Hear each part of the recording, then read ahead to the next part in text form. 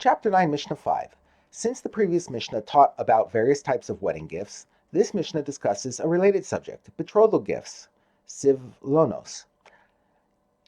Even though the rulings have nothing to do with the main subject of our chapter, the laws of inheritance. In the time of the Mishnah, it was customary for a groom to send his bride gifts such as jewelry, delicacies, or casks of wine or oil on the day after their betrothal.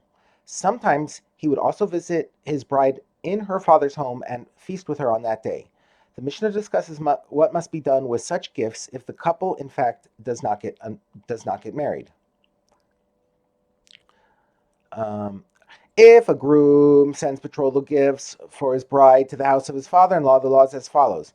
If he sent even 100 mannas worth of gifts, and then he went there on the day that he sent the gifts, and he ate a groom's feast there, that was worth at least a dinar, the gifts cannot be collected, i.e. taken back, if for some reason the marriage is not completed. Since the groom came and ate a significant feast with his bride in his father-in-law's house, we assume that due to the great joy he has while doing so, he allows her to keep the gifts no matter what happens to her.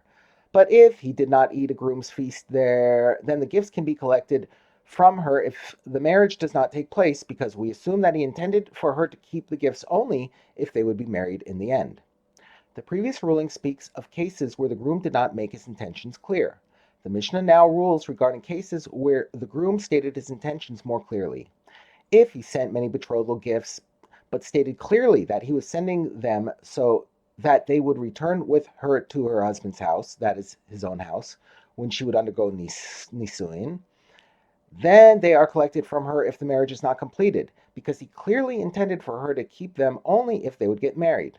On the other hand, if he sent her only a few betrothal gifts and stated that they were for her to use while in her father's house as an arusa, he clearly had no intention of giving them back, and they are not collected from her even if the marriage is canceled before they have been used up.